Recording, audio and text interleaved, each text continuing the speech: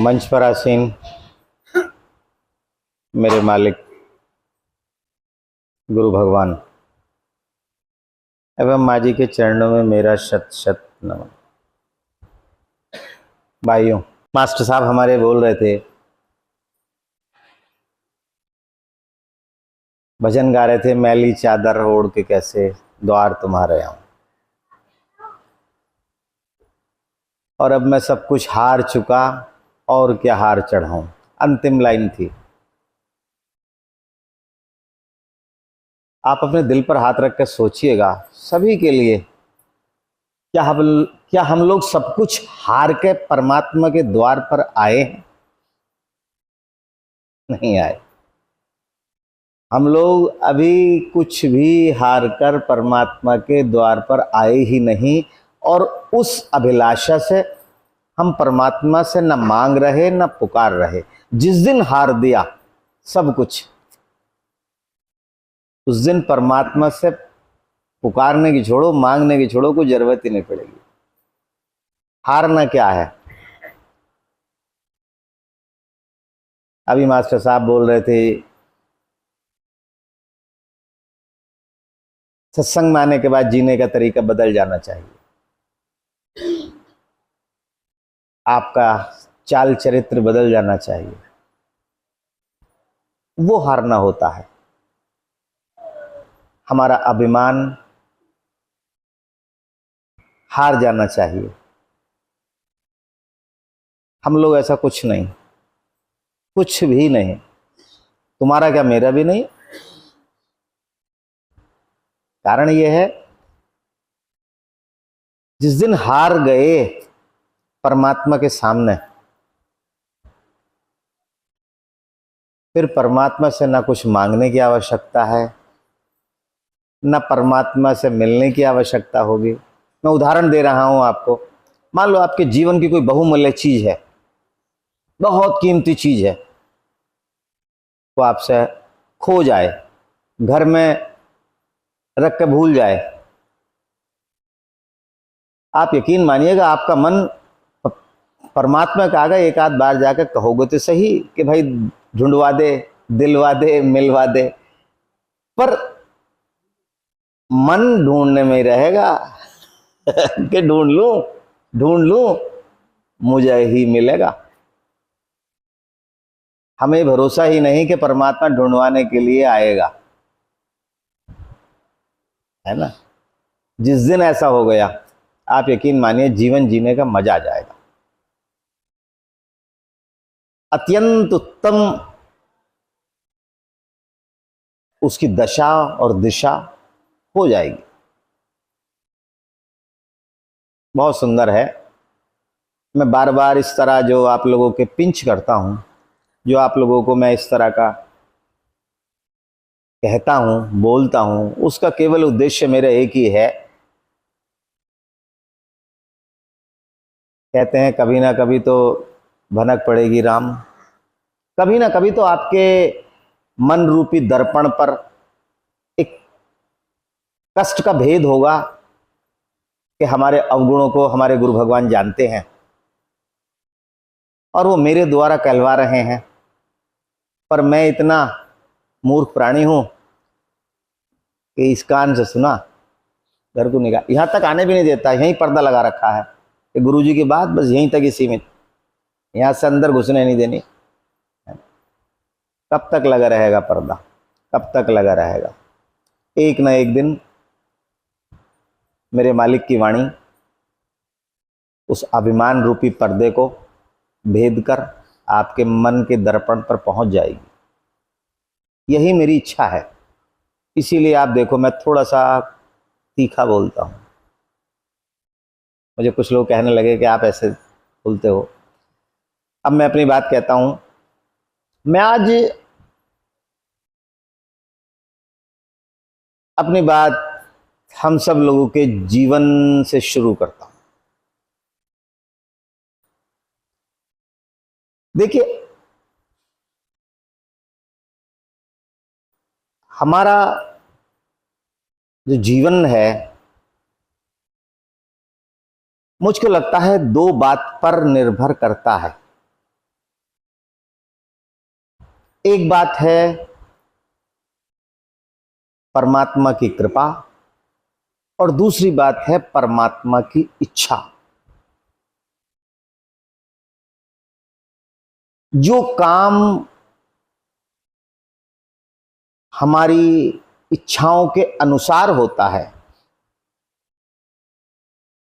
जो काम परमात्मा द्वारा जो घटित होता है, जो हमको पसंद आता है, मेरा मानना है कि हमें उसे मानना चाहिए परमात्मा की कृपा है। और जो हमारी इच्छाओं के विपरीत होता है, हमारे मन के अनुरूप होता है,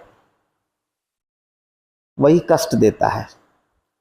उसको समझना चाहिए ये परमात्मा का आदेश है, ये परमात्मा की कृपा नहीं है, ये परमात्मा का आदेश है, परमात्मा की इच्छा है। अब हम लोगों में ये विडंबना यही है कि हम लोग परमात्मा की कृपा तो स्वीकार करते हैं सहर्ष, पर परमात्मा की इच्छा स्वीकार करते हुए हमें कष्ट होता है, पीड़ा होती है। सभी लोग कहते हैं गुरु भगवान बहुत ज्यादा परीक्षा के दौर से गुजर रहा हूं, अति कष्ट है, अति कष्ट है। मेरा उनसे कहना है कि तुम बालक हो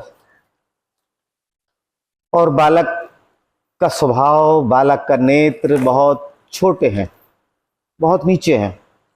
बालक का देखने का स्तर, देखने का एरिया, देखने का डिस्टेंस दूर पास का है। पर परमात्मा हमसे बहुत बड़ा है, बहुत विशाल है। उसकी आंखें हमसे बहुत ऊंची लगी हुई है, वो हमसे बहुत आगे का देख रहा है। तो जो वो देख रहा है वो वही कर रहा है, वही भेज रहा है, पर हम पास का देख रहे हैं, इसलिए हम वही चाहते हैं कि वही हो। पर परमात्मा बहुत दूर का देखता है, दूर का देखता है, तो वो हमें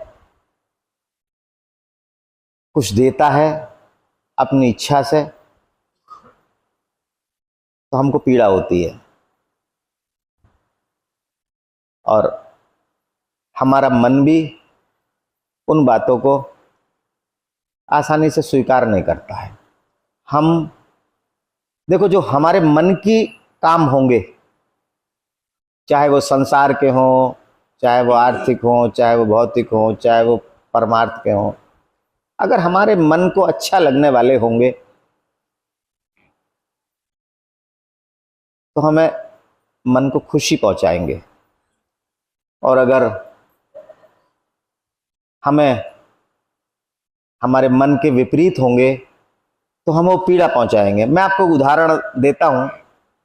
अभी मान लो आपका मन है कि गुरु भगवान हमारे पुत्र दो। बहुत साधारण सी बात मैं कह रहा हूं जो लगभग सबकी बुद्धि में घुस जाएगी। आपकी इच्छा है कि गुरु भगवान, पुत्र की इच्छा है, पुत्र की प्राप्ति होनी चाहिए, यही कामना से वो मेरे वालिद के दरबार में बार बार दंडवत प्रणाम कर रहा है, बार बार नमन कर रहा है।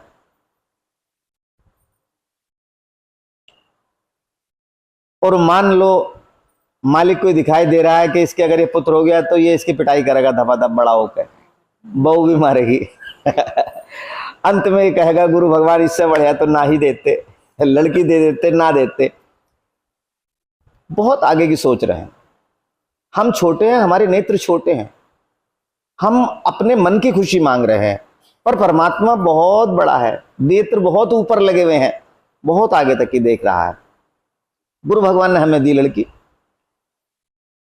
अब लड़की दी तो जाहिर सी बात है, क्योंकि मन की इच्छा पूरी नहीं हुई, ना उसे प्रेम गुरु भगवान से होगा, ना उसे गुरु भगवान से श्रद्धा होगी, और 100 जगह और कहेगा गुरु भगवान के पास इतना नमन करा, इतना चिंतन करा, इतने बिस्कुट के डिब्बे, इतने ये ला के दिए, और गुरुजी ने दी लड़की। अब उसे मूर्ख को ये नहीं पता कि तुझे पिटना पसंद है या अगर लड़की दामाद तेरा बढ़िया हो जो तेरी सेवा करे, वो बढ़िया लगेगा। पर क्योंकि हम छोटे हैं, हमारी बुद्धि छोटी है, इसलिए हम छोटी चीज को देखते हैं। हम लोग वो चीज स्वीकार ही नहीं कर पाते।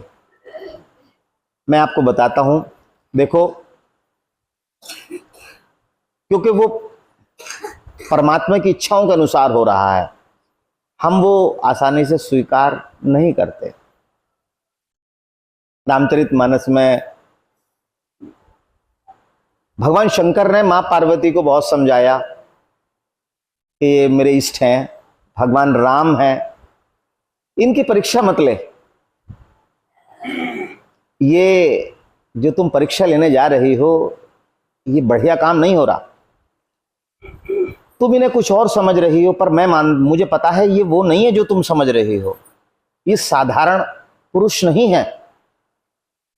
पर कहते हैं उसके बाद भी जब माँ उमा लौट कर आई तो भगवान ने सहर्ष स्वीकार करा। स्वीकार करने के बाद क्या बात कही? कोई है वही जो राम रचि राखा, काकर तर्क बढ़ाए साखा। हम लोग परमात्मा के फैसले को आसानी से स्वीकार नहीं करते। भगवान शंकर को पता था कि यही होगा। उन्होंने मां को समझाने का पूरा प्रयास करा, पर क्योंकि परमात्मा के हाथ का लिखा हुआ था, होनी हुई है सोई जो राम रचि राखा। भगवान राम ने लिख दिया था, यही होना है, यही हुआ। हम लोग तर्क वितर्क करते हैं। मां पार्वती ने क्या करा था? तर्क वितर्क ही तो करे थे। आपके इष्ट होते तो वो ऐसे जंगल में भटकते फिरते, आपके इष्ट होते तो ऐसे अपनी पत्नी का हरण करवा सकते थे, आपके इष्ट होते तो क्या नहीं कर सकते थे। जब आप सब कुछ कर सकते हैं और तो आपके इष्ट तो बाप है। ये तर्क वाली बात थी। तर्क पैदा करने के बाद भगवान को पता लग गया था, तभी भगवान ने कहा था। वही देखो, ऐसा नहीं है कि ये बात आपको सतयुग में ही रही या त्रेता में ही रही।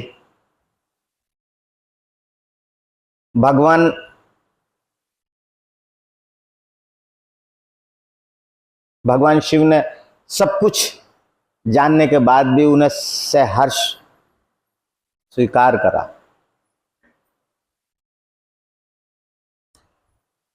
भगवान राम के संपर्क में रावण आया। रावण दुर्विचार, दुर्गुण सहित, उसके बाद भी परमात्मा ने उसे स्वीकार करा, सहर्ष स्वीकार करा। और वही अवस्था रावण के साथ देखिए। रावण के संपर्क में भगवान राम आए, साक्षात ब्रह्म आए, पर वो स्वीकार नहीं कर सका। यही मुझको लगता है दुर्दशा हम लोगों की है। अभी ये मास्टर साहब बोल रहे थे, सत्संगी होने के बाद भी हमारा व्यवहार नहीं बदलता है। हम आज भी दूसरों के रास्ते में कांटे बिछाने का प्रयास करते हैं। आप ये देखो, मैं बिल्कुल साधारण सी बात बता रहा हूं। आप ये बताओ, सबके परमात्मा हमारे शरीर में ही तो निवास करता है। जो मेरे अंदर परमात्मा है वही आपके अंदर परमात्मा है। वही अंश आपके अंदर है परमात्मा का, वही मेरे अंदर है, वही हम सबके अंदर है। आज मान लो मैं अगर आपको परेशान करता हूं तो क्या आपको परेशान कर रहा हूं? क्या इस शरीर को सुख दुख का अनुभव होता है? जो परमात्मा है उसको परेशान कर रहा हूं, तो परमात्मा को अच्छा लगेगा कि तू क्यों परेशान कर रहा है?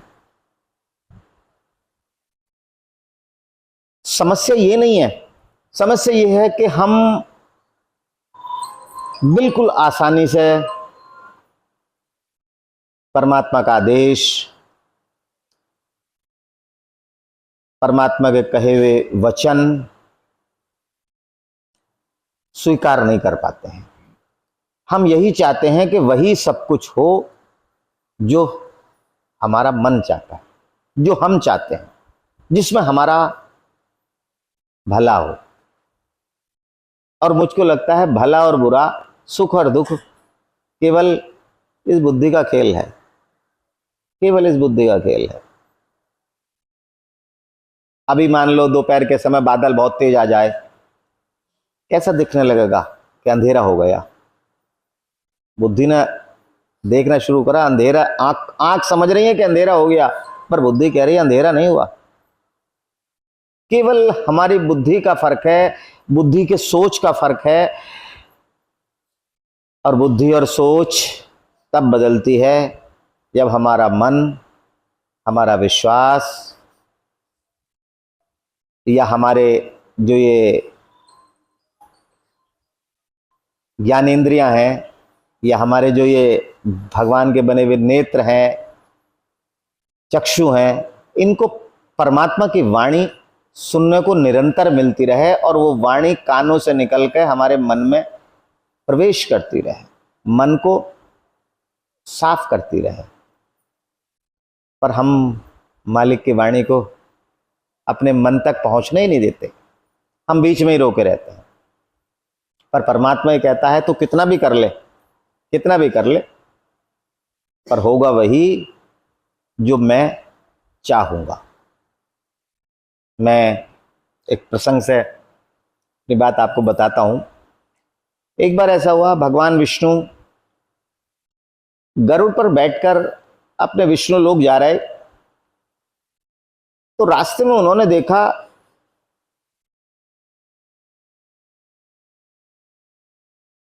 किसी गांव से पास हुए तो देखा कि एक एक द्वार पर कन्या की शादी होने की तैयारी हो रही है और 2 बारात आई हैं। गरुड़ बोले भगवान से कि भगवान, शादी के लिए कन्या एक है और 2 बारात कैसे आ गई?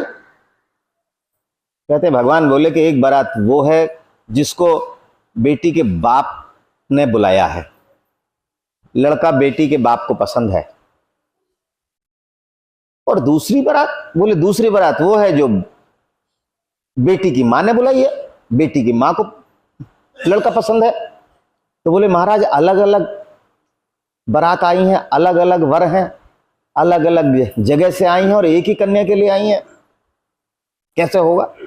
झगड़ा होगा। और महाराज किससे होगा?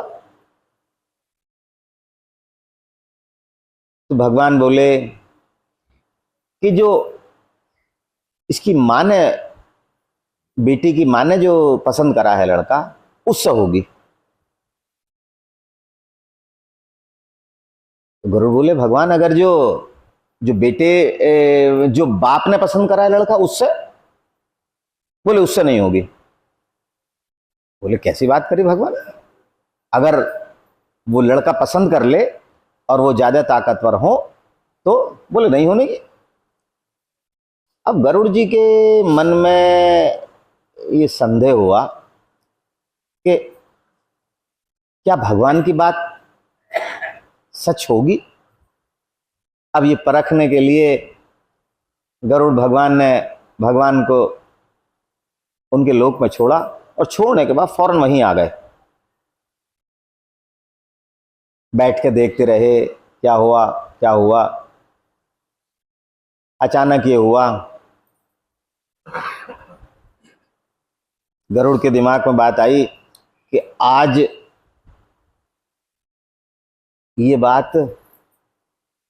ये शब्द मेरे मालिक के बोले हुए हैं जो बीच में मैं बोल रहा हूं। उनका कहना था कि मेरे कुछ चेले ऐसे हैं जो मुझे हराने के चक्कर में लगते हैं। वही बात गरुड़ के दिमाग में आ गई कि मैं आज भगवान की वाणी को असत्य कर दूंगा। बोले कैसे? गरुड़ ने कहा एक भगवान ने कहा है कि जो बेटी की मां ने पसंद करा है लड़का, उससे विवाह होगा। मैं इस लड़के को ही उठा के समुद्र पार बहुत दूर किसी टापू पे छोड़ दूं,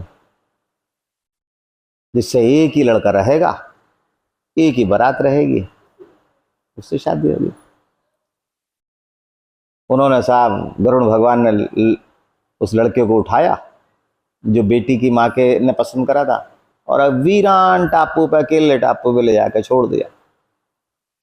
अब छोड़ तो दिया, उन्होंने सोचा कि यार ठीक करा, छोड़ दिया, आज भगवान की भी परीक्षा लेनी है, ये तो ठीक कर रहा हूं, पर ये जो जीव है ये मर जाएगा, वहां सब भोजन करेंगे, ये अकेला है, न खाने को है न नहाने को, इसे तो मर जाएगा। पहले सुनते थे बारात कई कई दिन तक रहती थी, बोले कई दिन रहेगा, मर जाएगा भूख प्यास से। चलो एक काम करूंगा, इसके लिए कुछ न कुछ भोजन की व्यवस्था तो मैं कर ही दूंगा। ठीक है, अब गरुड़ भगवान वहां छोड़ कर उसे वहीं आ गए जहां बारात, पंडाल में। अब लड़की की माँ ने देखा कि जिस लड़के से मेरी बेटी की शादी करनी थी वो लड़का नहीं है, नहीं मिला, तो उसने एक काम करा कि अपनी जो सखी सहेली थी उनसे कहा कि बहुत बड़ा एक टोकरा बुलवाओ, उसमें लड़की को बैठा दो, सारा खाने पीने का सामान, मेवा वेवा सब कुछ, मिष्ठान रख दो और फूलों से ढक दो, और ढकने के बाद इसे जल में समा दो, जल प्रवाह कर दो, जिससे, क्योंकि इससे तो शादी करनी नहीं है, तो वो मिल नहीं रहा, क्योंकि संकल्प, पहले संकल्प बहुत होता था कि जो कह दिया जवान से निकल गया वही होगा। अब उसने कहा कि मैंने संकल्प कर रखा है उससे करने के लिए, वो लड़का है नहीं, अब जल समाधि दे दो, परमात्मा को सौंप दो, ठीक, तू जान, तेरा काम जान। अब कहते हैं बहुत बड़ा एक टोकरा सा बनाया, उसमें चारों तरफ उस बेटी को बैठाया, चारों तरफा फूल वगैरह लगा दिए, फूल वगैरह से ढक दिया जिससे ना पता लगे, और चारों तरफा मिठाई ढक दिया।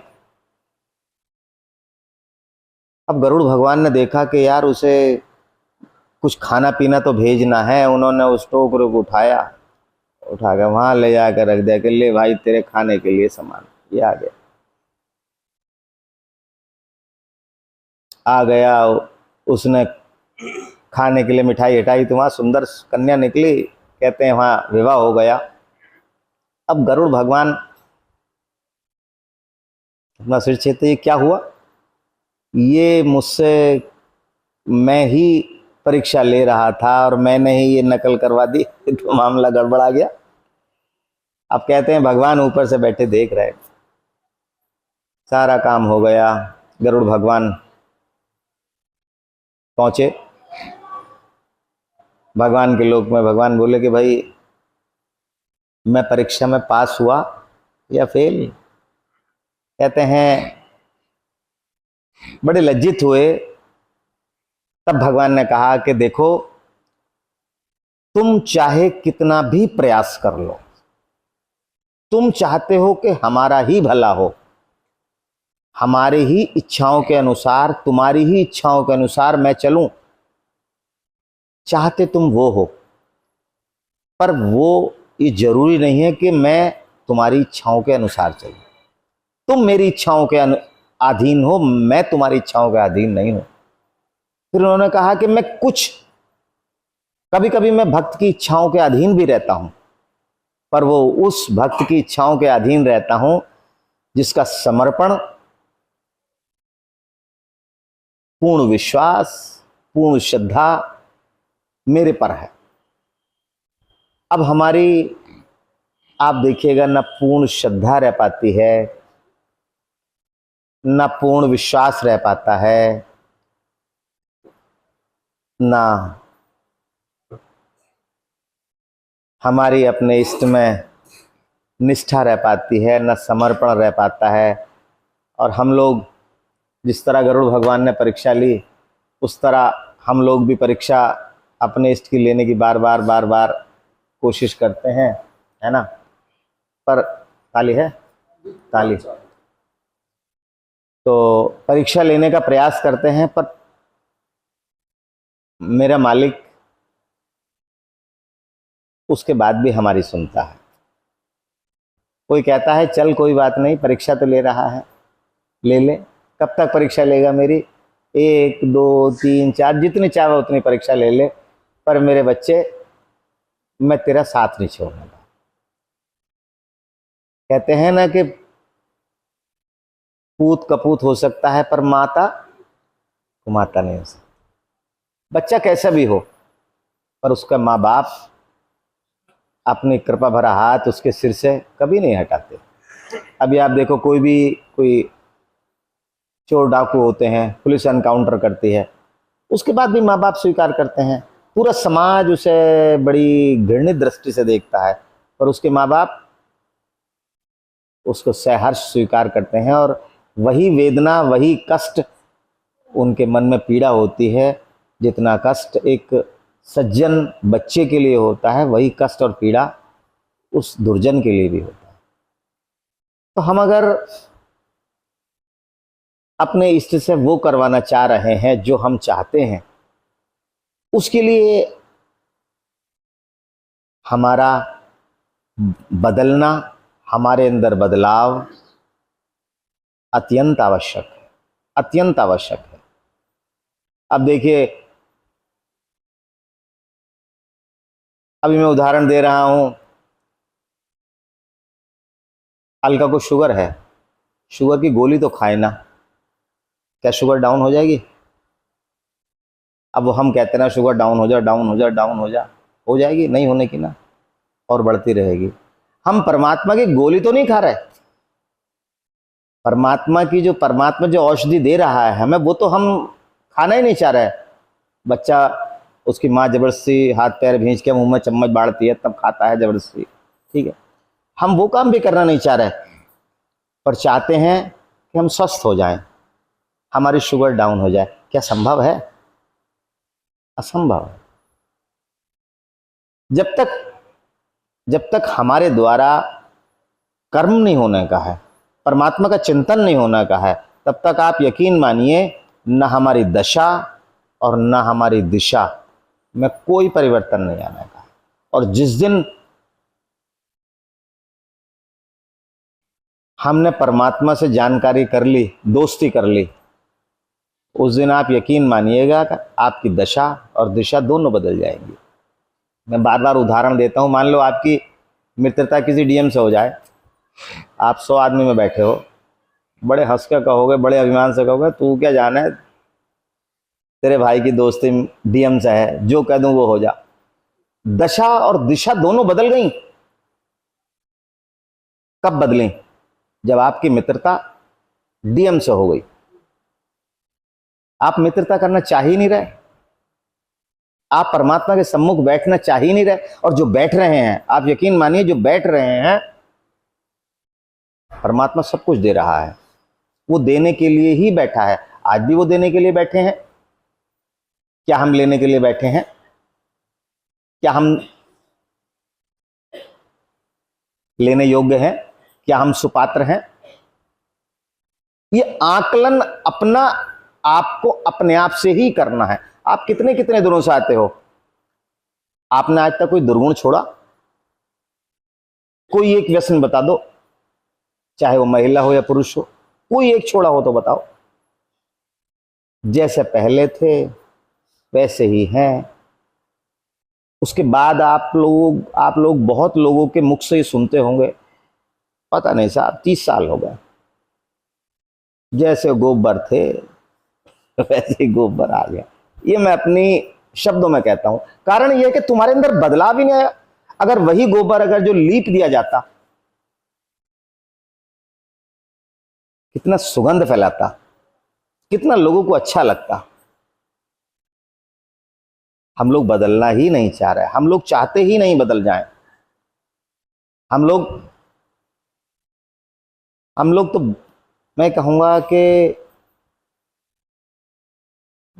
जो हैं मालिक के दास, मालिक के भक्त, मालिक के गुलाम, उसकी डेफिनेशन वो अपने आप स्वयं करें। हम किस लेवल में हैं, हमारा क्या स्टैंडर्ड है, ये हम सब लोग भली भांति जानते हैं।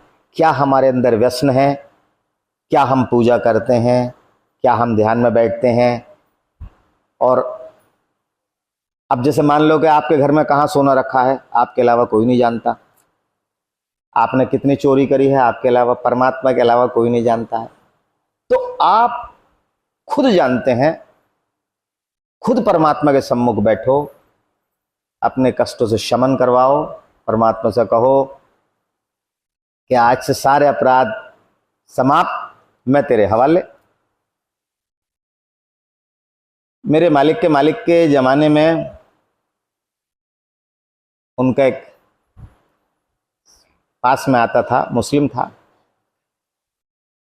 उसने कहा कि वो मियाँ, मालिक को मियाँ बोलते थे कि मियाँ बड़ा कोई काम बता दो, बड़ा गरीब हूँ, रोटी भी नहीं मिल रही बच्चों को। बोले ठीक है, काम तुझे बता दूंगा, तुझसे इतने पैसे कमाए जाएंगे, तू रख नहीं सकता, बस मेरी एक शर्त है। बोले शर्त आपकी मानी जाएगी, बताओ। बोले कि मैं तुझे एक बाल्टी और एक मग्घा दूंगा, दूध खरीद, दूध बेच, पर शर्त यह है पानी नहीं मिलाना। ठीक है। बोले जिस दिन पानी मिला दिया, जितने दूंगा उससे ज्यादा ले लूंगा। ठीक। अब वो साहब उसके देखते देखते परिवार बड़ा हो गया, 5 7 8 बच्चे हो गए, मेरे ख्याल से 5 या 7 उसके बेटे हैं। अभी वो कोरोना के समय में अभी एक्सपायर हुआ वो। उसने सब बच्चों को कहा कि भाई मेरे पास कोई कारोबार नहीं है, मेरे पास यही कारोबार है, एक बाल्टी एक मग्गा तुझे दे दिया, मेरे बाप ने मुझे दिया, मैं तुझे दे रहा। इस बाल्टी मग्गे को छोड़, तू भी जवान हो गया, एक बाल्टी मग्गा तू ले, एक बाल्टी मग्गा तू ले, एक बाल्टी मग्गा तू ले। आधा लीटर का मग्गा और एक बाल्टी सबको दे दी। कहा कि बेटे जब तक दूध बेचना है, प्योर बेचना है, पानी मिला दिया उस दिन खाल उतर जाएगी हमारी। आप यकीन मानिए उसके 6 या 7 लड़के हैं, 6 लड़के आज भी दूध का काम कर रहे हैं प्योर। एक लड़के ने गड़बड़ शुरू कर दी।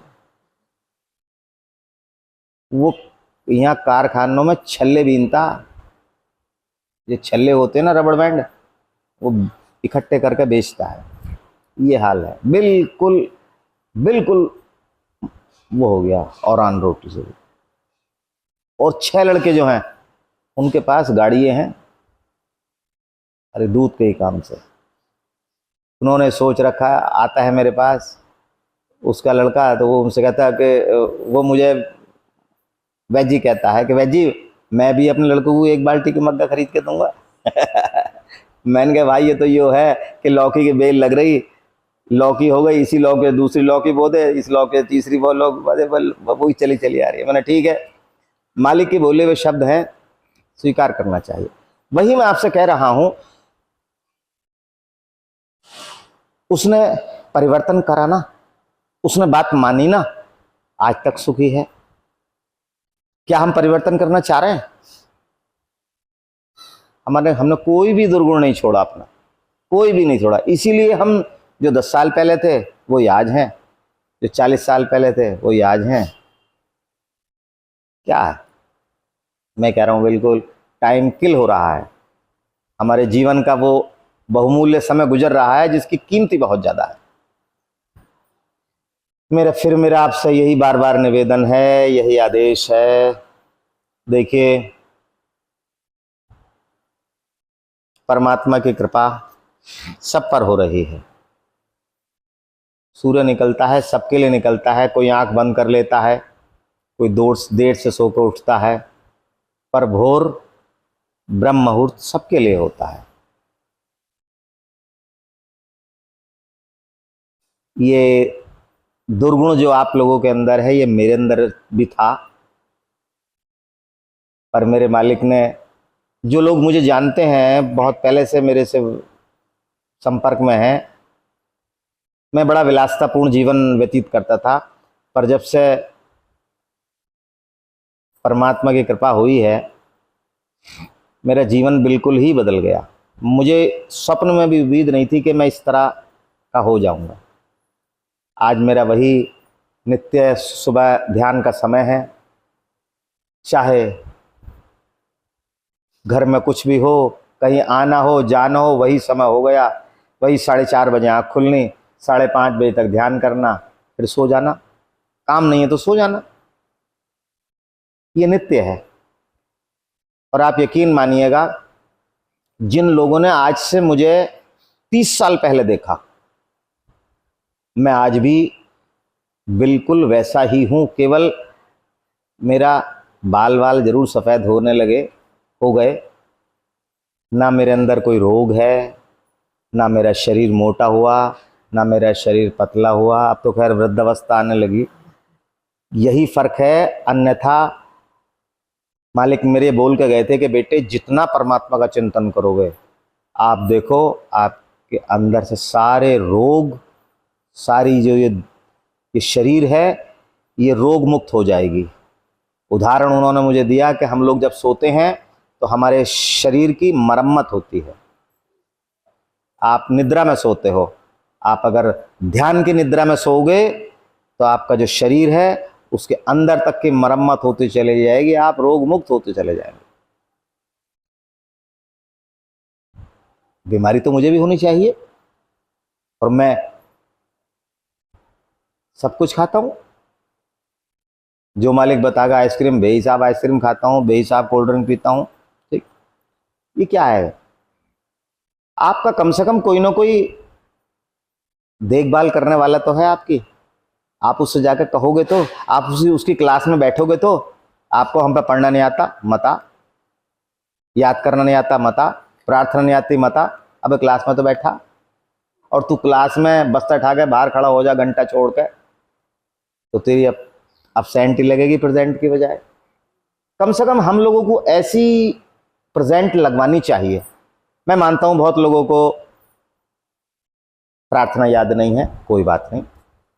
बहुत लोगों को ध्यान की प्रक्रिया याद नहीं है, कोई बात नहीं।